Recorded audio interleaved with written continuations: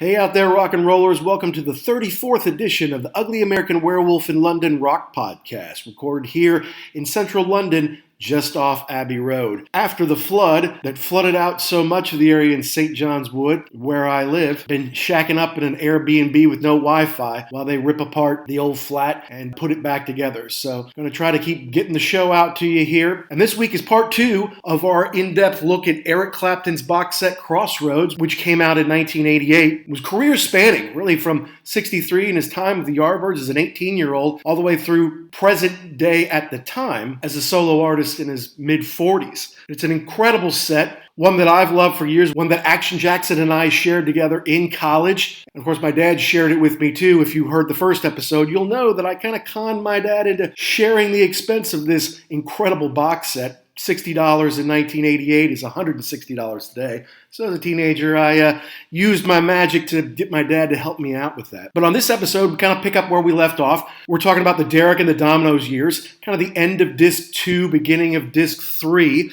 in the early 70s. An incredible time for Clapton. He's playing with Duane Allman. He's in love with Patty Harrison, George Harrison's wife, and he created this incredible band, an incredible record, Layla and Other Assorted Love Songs. And from there, we kind of go into the 70s, where he has some down spots.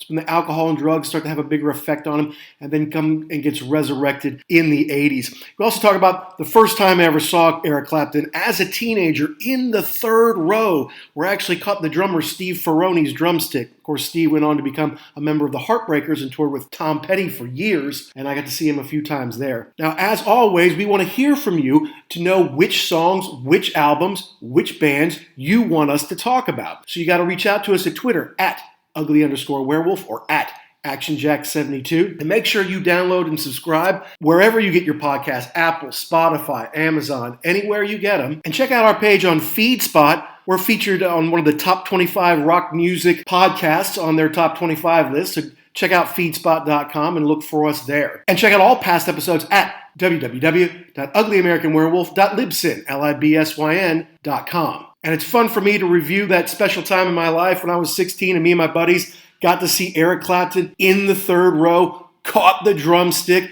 I even bet my buddy Davis that he would not play I Shot the Sheriff, and he did. Check out setlist.fm, look for an April Cincinnati at the Riverfront Coliseum show, and check out that set list. It was amazing, changed my life, put me on a path to want to see as many rock concerts as I possibly could. So we're going to talk about that. We're going to talk about the second half of Crossroads, and we're also going to talk about the latter half of Eric Clapton's career. He's basically had another 30 years since the Crossroads came out. So it makes you wonder, could he put together kind of a part 2 that started around the Journeyman time and went to present day? So kick back and listen, guys. This is episode number 34, talking about Eric Clapton here on The Wolf.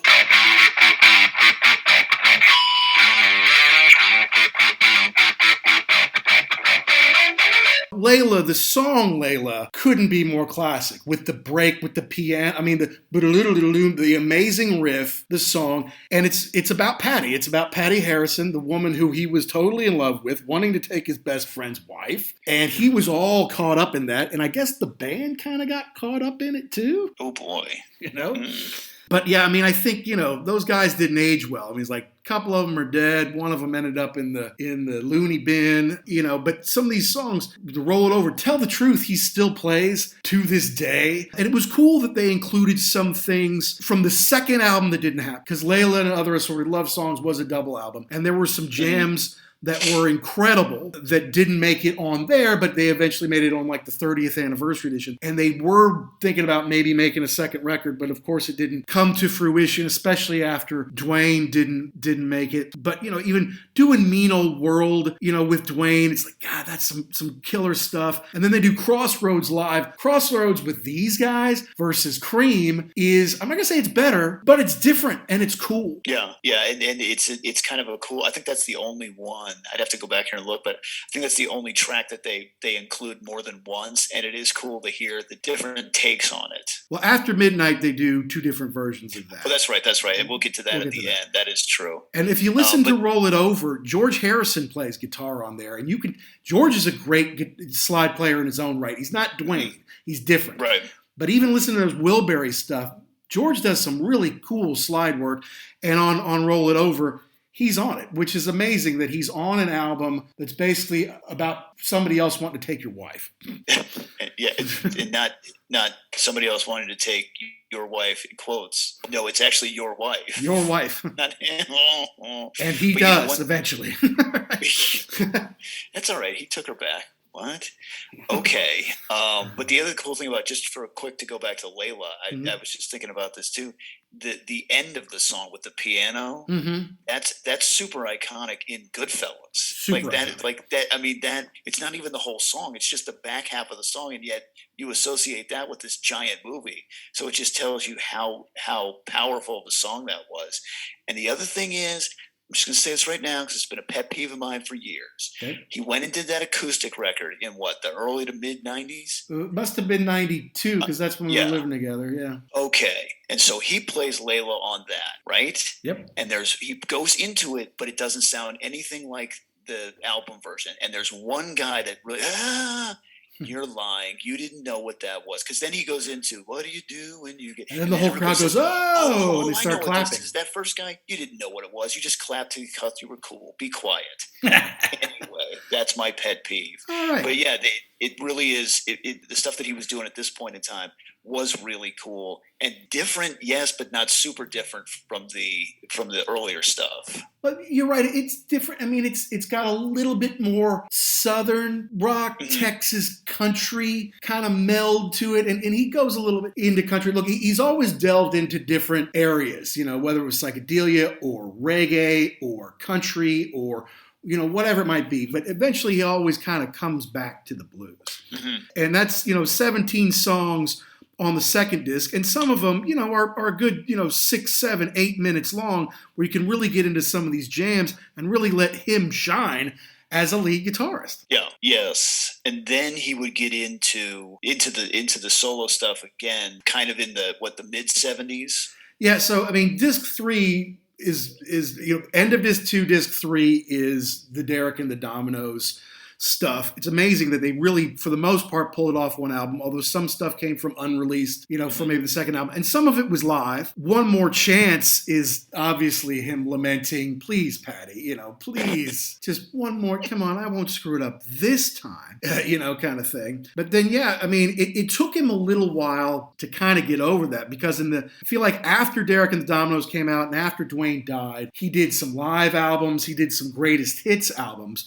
But it took a little while before he got back to being ready to do some solo albums, original solo albums again. Yeah, and when he did, it was pretty exciting. Well, yeah, I mean, the first one back, 461 Ocean Boulevard, is... I've listened to that cover to cover 1,000 times. I love that record. It was just something about the vibe. Yeah, I know the big one was, I Shot the Sheriff. Okay, cool. But I actually think that was pretty cool, because that introduced a lot of people who had never... Bob who? What? No, Bob Marley. Check him out. Oh, wow. Thank you. And I think he was a big fan of Bob Marley in general. And really, I think he did that really to try and introduce people and just say, hey, this is great. Listen to this. And it's not the same as Bob Marley, so you can listen to the two versions, but it's cool to see what he did with that. I totally agree with you. And Let It Grow was a good one off of there. This is an album I got at like the $5 bin. I'm like, why is this in the $5 bin? Exactly. This makes no sense. Cool.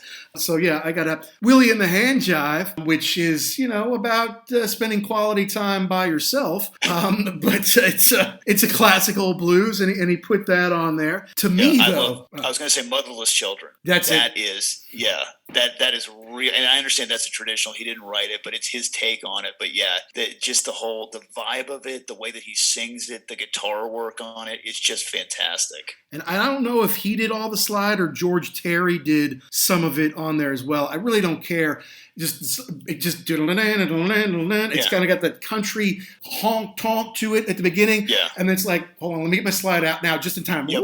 And it's so good. I had it on the 90-minute tape. And when he toured with Doyle Bramhall and Derek Trucks in his band, he brought that back, because Derek Trucks is the best living slide guitar player on the face of the earth right now. And I saw him in Jacksonville, and I remember, I knew it was in the set list, so I was hoping it was coming.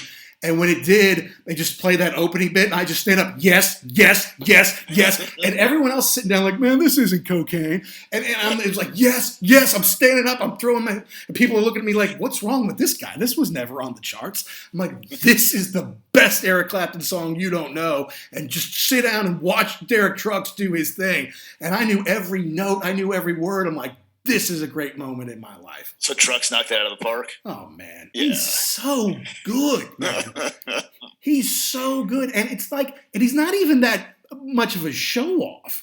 No. You know? No. He's happy to give everybody credit. And he's the guy that I could see him playing on a street corner. Just to do it, like, I'll just sit here and play for a minute. Like, he's just a dude who loves playing the guitar. Yeah, it doesn't have to be, I'm the best, look at me. Just, you sit there and listen to him. And I think, like, he's got a band or something together, and it's pretty much just the next generation of the Allmans. Mm-hmm. Yeah, it's really cool. All those, the amount of talent that was in that band is insane. No doubt. And I saw him in the Allmans, kind of at the end of their run. I've seen him with his wife, Susan Tedeschi, a couple of times.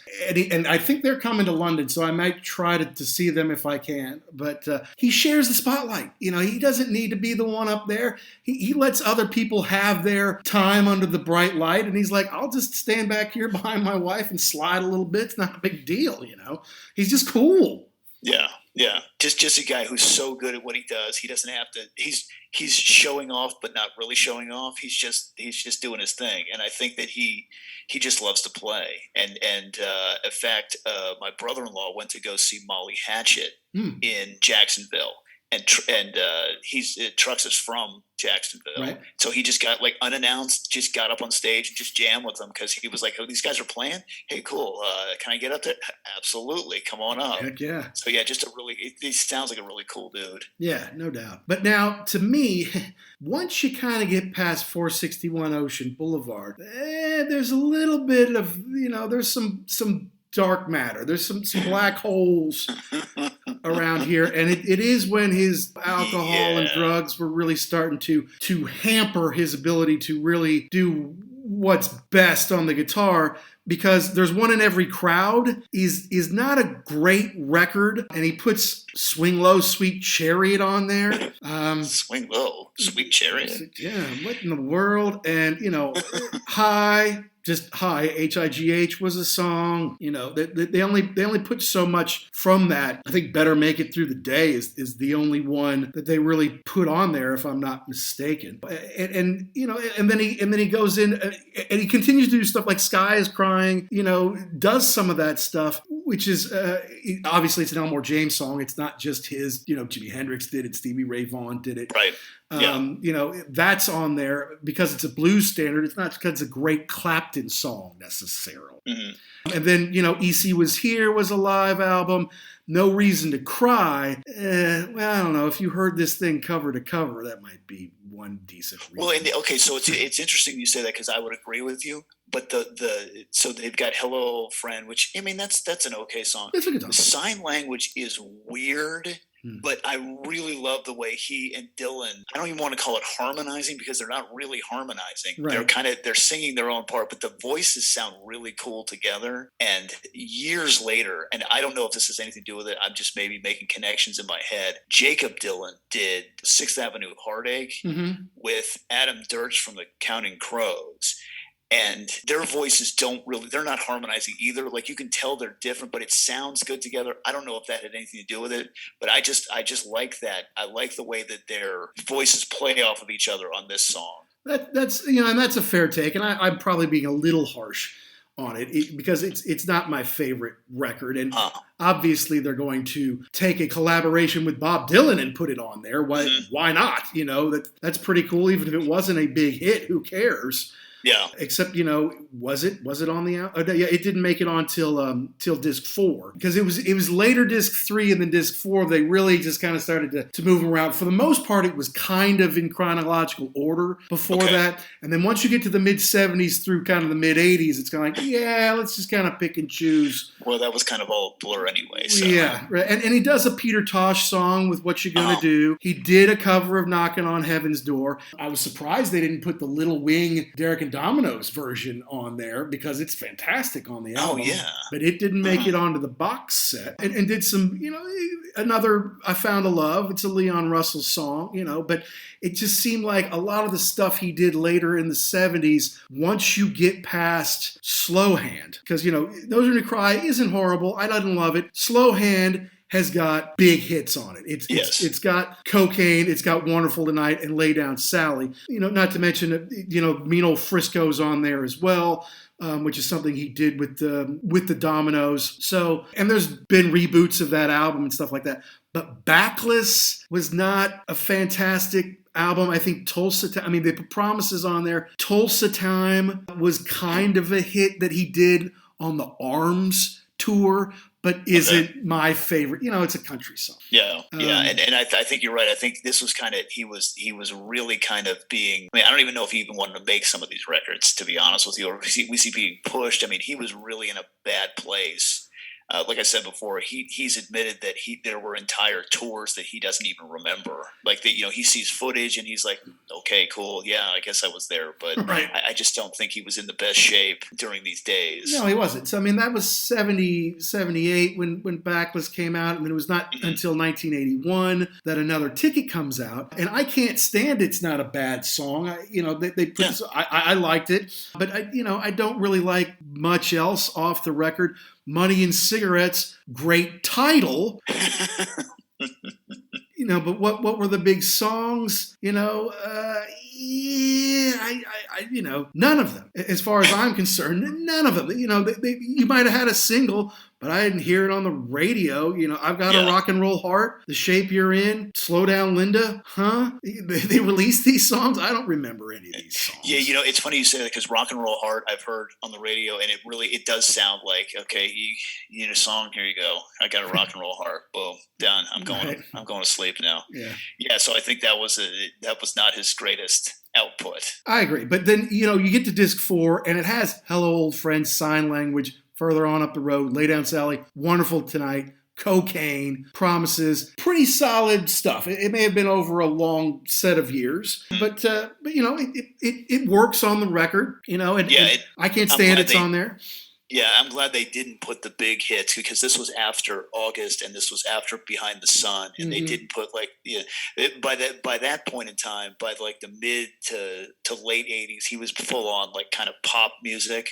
So that really, I don't think that would have, like Forever Man wouldn't have fit on this disc. Even though that was probably one that was still kind of hanging around that people would have known as a hit. So the fourth one is kind of but it may have had the B-side to Forever Man on there. Because I remember I was a little surprised, not upset, but a little surprised that they didn't have It's in the Way That You Use It, which was in the Color of Money soundtrack. But Forever Man, and Donald Duck Dunn was his bass player at that point, most famous from Booker T and the MGs.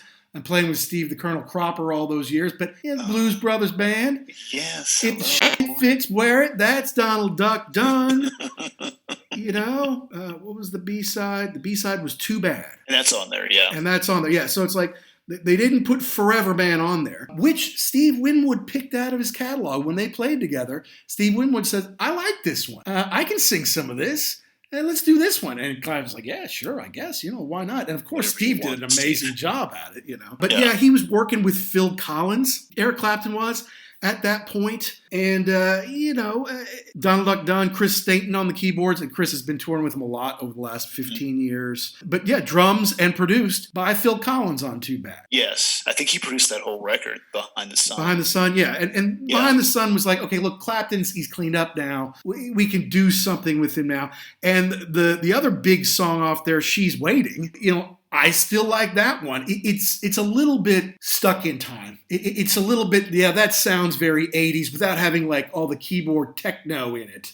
Okay. It's like I like that. That sounds like it comes from the 80s. Yeah, but it's not a bad track. No, I like it, especially on something like this that's so jam packed. It's not a bad one to include. Mm-hmm. And they include Heaven Is One Step Away with that same lineup, and Ray Cooper's on percussion along with Phil Collins.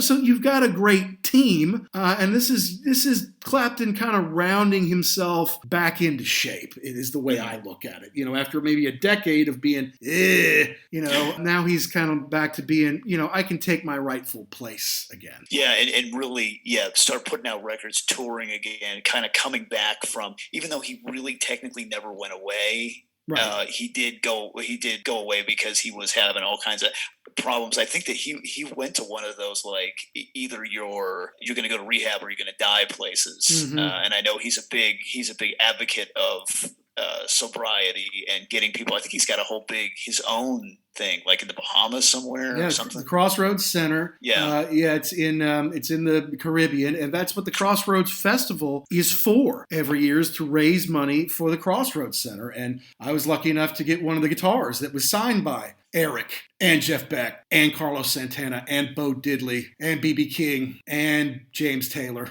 and Joe Walsh and all the guys from ZZ Top. And I'm really glad it didn't burn up in a fire that I had to deal with. Right? Recently. Goodness. But yeah, you're right. Don't put just the big hits off there. Give us, and Want to Make Love to You, which was a slow blues song. It was a B-side that eventually went on like a reissue or whatever, but it made it on Crossroads. So that's cool. They use stuff that you couldn't get, because that's what box sets are. Yeah, you got to have big hits in there, but you got to have unreleased stuff or the rarities, B-sides, whatever. Right. For the hardcore fans, who want this stuff. And so, Girl, I'm Gonna Miss You, that's just back to the blues, that's back to being who he was supposed to be, and so these last few songs, which have Nathan East as the bass player on there, and Nathan East is a fantastic bass player. He's literally played on thousands of records. You go look up Nathan East, they can't list all his records because it's like 1,500, 2,000 records he's played on. He's so good. Yeah, and I think if you ask, and I'm talking like big time, like Eric Clapton, Sting, anybody like that, who you could have any Nathan East. Like he would be number one on everyone's list. Yeah, he's just and just another cool guy too. When you see him play, not real flashy, just doing his thing back there, but he's just grooving. Yeah, it's pretty right. Cool. Yeah, that is the one cool thing about being Eric Clapton and having that kind of stroke is anybody that you wants to play with you. You get the top tier. Yeah, musicians. All you have to do is ask. Even Correct. If they're busy, they'll get unbusy. It's. And because, and sometimes, look, even I saw him play with Nathan East on the Journeyman tour. Okay. But then he didn't play with him for a lot of years because he has his own thing called Foreplay. It's kind of a jazzy thing that he does. He was also in Toto for a while. But so he has these collection of people, and they kind of come in and out of the band, And so Nathan was on like his most recent tour.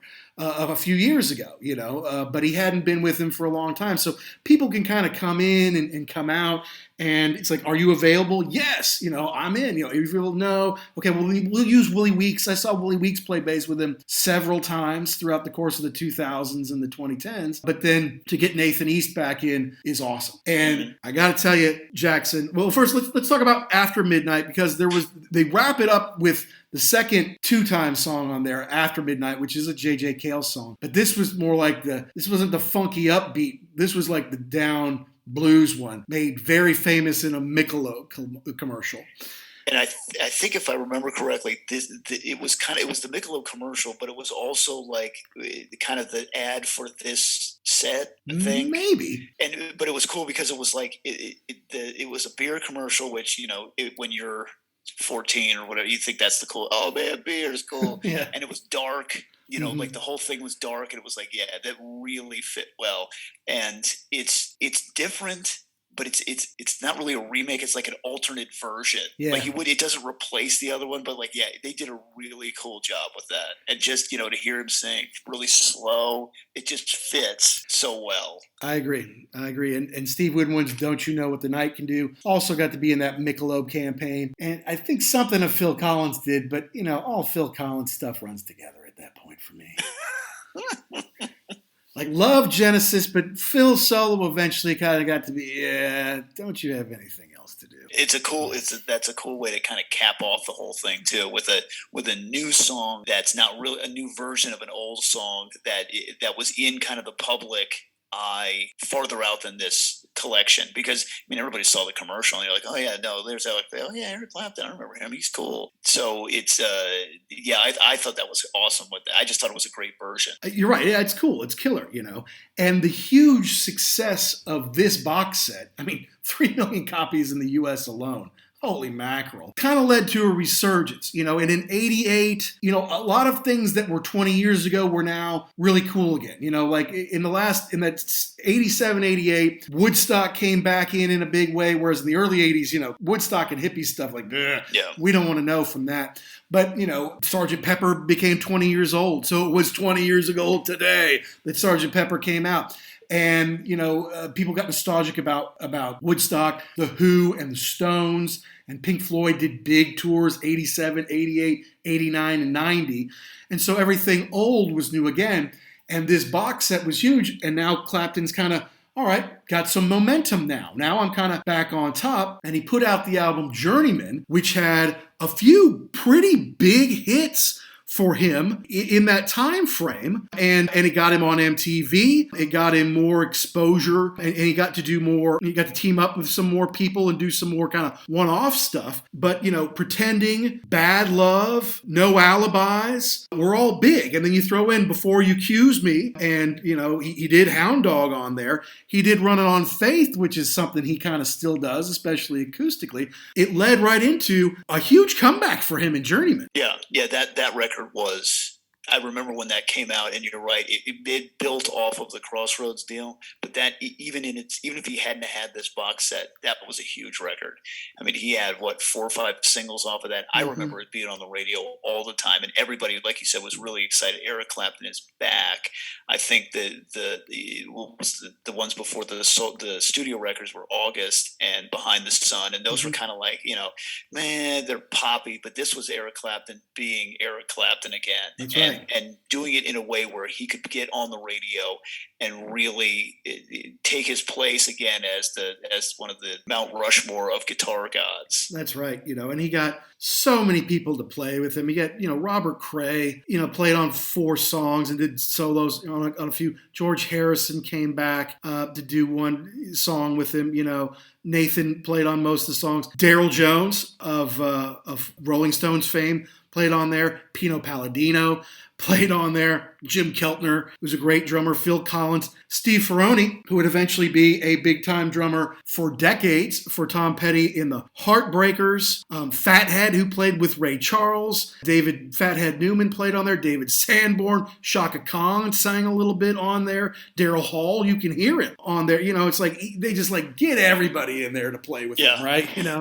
Let's make this the biggest thing it can be. But that leads me to my very, very, very, very favorite Eric Clapton story. And that is getting tickets for the Journeyman tour. Because as you know, within a year and a half of that, Jackson, you and I were living together. And we had to go camp out for tickets to Rush. Yeah. And Clapton was coming to Cincinnati. He wasn't coming to Louisville, where I was living, which is helpful. So you could go to a Ticketmaster because it's not in your town, right? And then you won't have to camp out. There won't necessarily be a line around the block at 8 in the morning. So me and my 3 buddies, we went to go get tickets. We went to the mall where there's a Ticketmaster, but there's already a pretty big line out there. So someone's like, I know where there's a Ticketmaster in a Blockbuster down where, there's not so many people, and we should go do that. So like, okay, jump in the car, speed down there, and there's only one guy in front of us. So like, oh, okay, good. We're second in line. This is good. And it's 8:45. Tickets come on sale at 10. So we got time.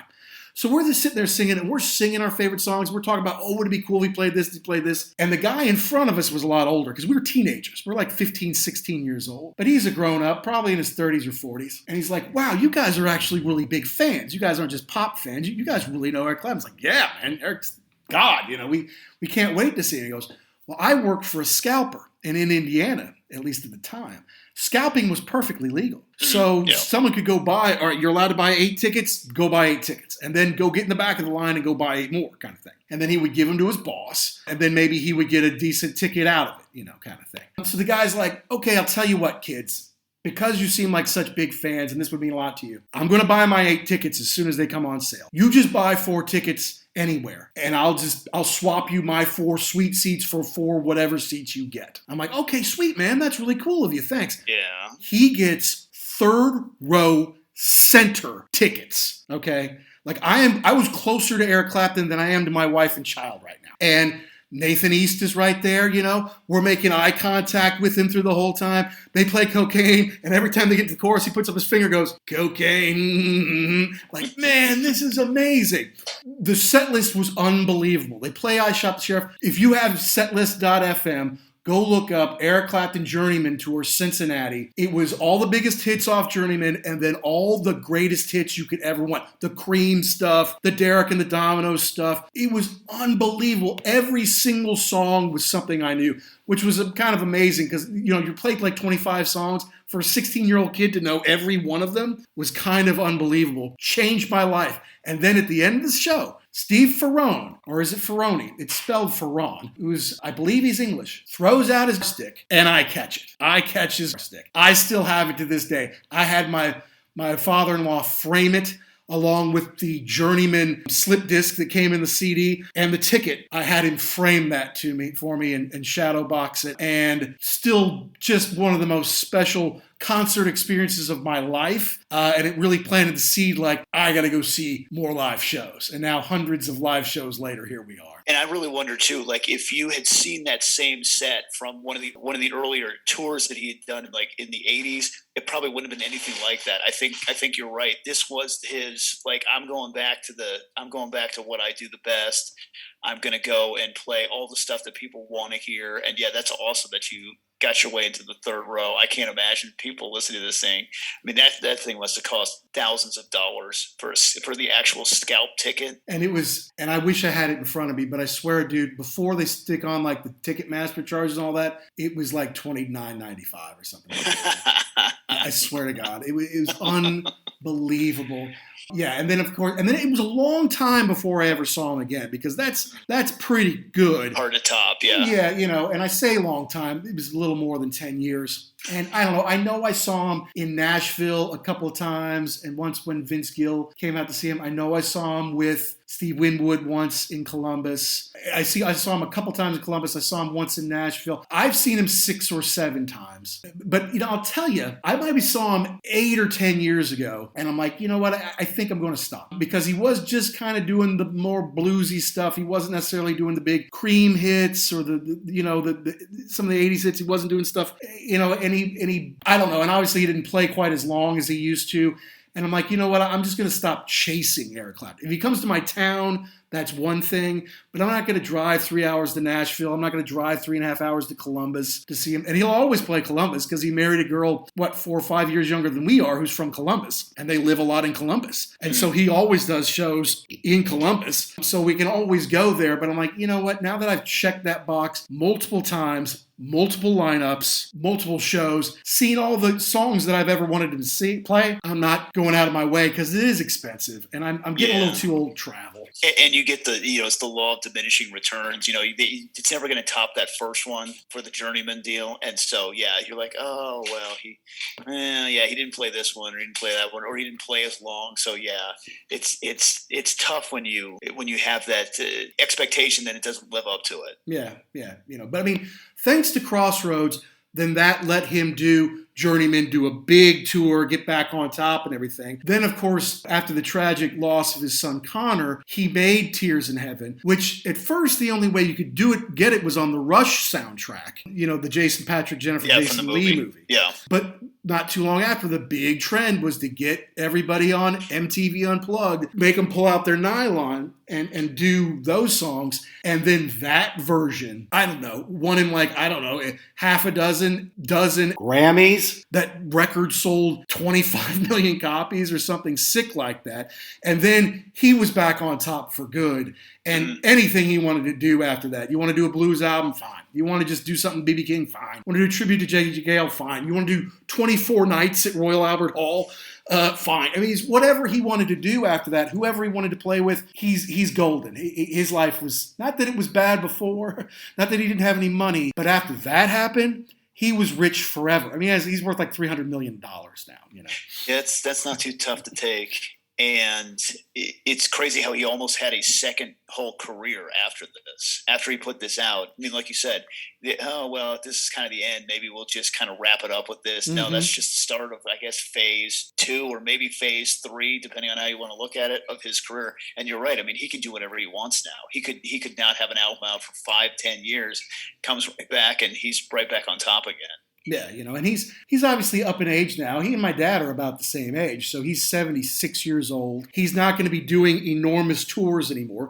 And not to mention, he had 3 daughters with his current wife. And, he wasn't around for his first daughter. Obviously wasn't around much for Connor. Then Connor passed away way too young. So I think, he got into the point in his life where he's okay to slow down. And he wants to be part of these girls' lives, And, so now, they're in high school. They're in junior high. Dad kind of needs to be around, even if he is 76. I mean, I think he's younger than his in-laws, or about the same age, which has got to be kind of stressful sometimes, right? And then it's weird too, because could you imagine that? Oh, you should come meet my dad. Who's your dad? Eric Clapton. Oh, okay, awesome. Like your grandfather's a month older than your father.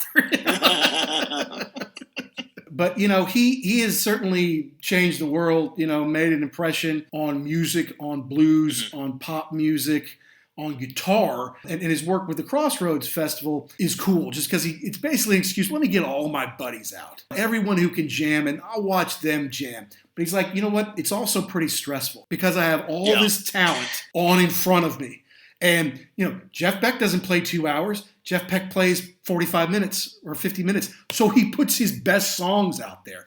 Yeah. And there's a great scene where Jeff Beck is playing Nessun Dorma, which is this really amazing, emotional song, and incorporates all this sound, and it has this huge build up at the end. And you Steve Clapton on the side of the stage, like incredulous, like throwing his hands up, like, what's he doing? How am I supposed to follow this, I go out there with my sneakers and my little acoustic guitar, and I play Running on Faith. How am I supposed? What are you doing, man? So he's like, no, it's stressful because they're playing their very best, and the crowd's riled up, and at the end of the day, I got to come out and somehow knock them out more. Not easy, right? And especially when it's your deal too. It's your no name. matter what happens. Yeah, correct. It's your name. It's your festival. They're expecting fireworks from you. So okay, here we go. But I think it's cool because, like I was saying before, people say that Eric Clapton is overrated as a guitarist. And again, maybe he is, maybe he isn't. I don't know. You could argue that forever. But I don't think there's anybody that's had an impact for as long as he has. It just constantly almost reinventing himself again and again and again. I agree with you there. And look, I'll tell you, another part of the reason I kind of decided I wasn't going to go see Eric Clapton anymore is the solos just seemed a little less... I don't know if magical is the right word. It just seemed like it's maybe he's just kind of relying on muscle memory, Kind of going through the motions. Yeah, a little bit, and he was like, I'm like, okay, you're going to get off and go down the neck, kind of thing.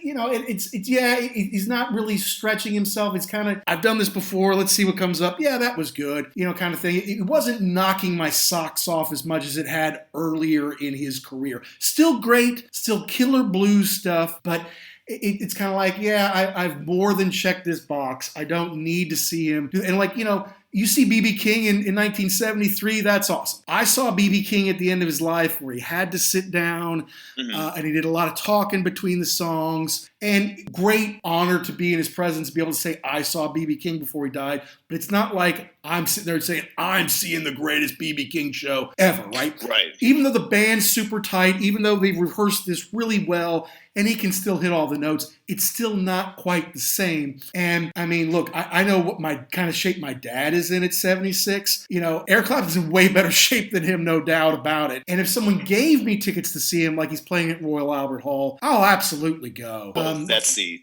other thing too. Your $29 ticket, that's not going to happen anymore. $29, you can pay $29 to sit across town and watch him or something like that. Like I can watch him on TV behind a pole. That's what you get for $29. For $200, Right. $90, you can't even be on the floor. So he's in the pantheon. One of the greatest guitar players of all time. He maybe not quite be able to hit it quite like he used to, but who does anything as well at 75, 76 as they did when they were 25 or 26? I mean, the fact that he's even still here is fantastic. And you're right, there is going to be some slowdown.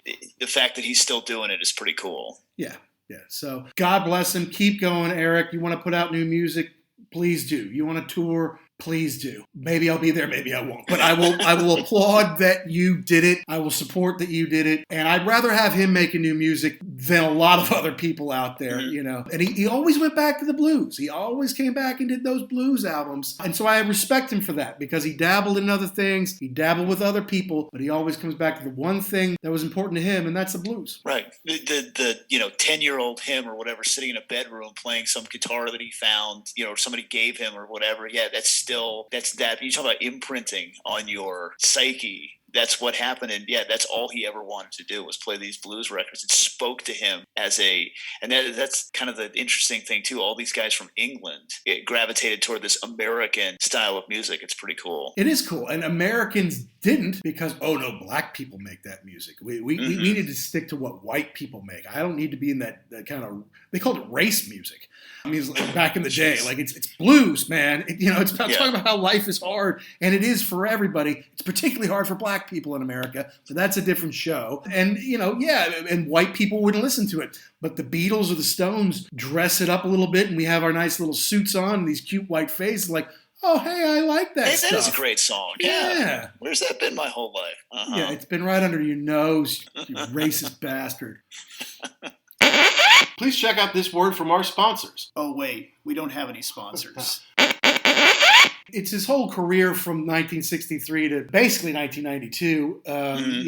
That's 30 years. It's unbelievable. There's been another 30 years since there, though, man. It's mind-boggling. And 30 years of stuff that you would actually want to listen to. It's not like, oh, geez, he's still doing this. Like, I'd never heard these records. They're all pretty big deals when they come out. So it definitely had an entire renaissance after this. And even this is just a blues album. It's got a bunch of covers on it. It's still killer. It's still great blues stuff. Maybe that didn't get on MTV or run up the charts, but it's still fantastic records.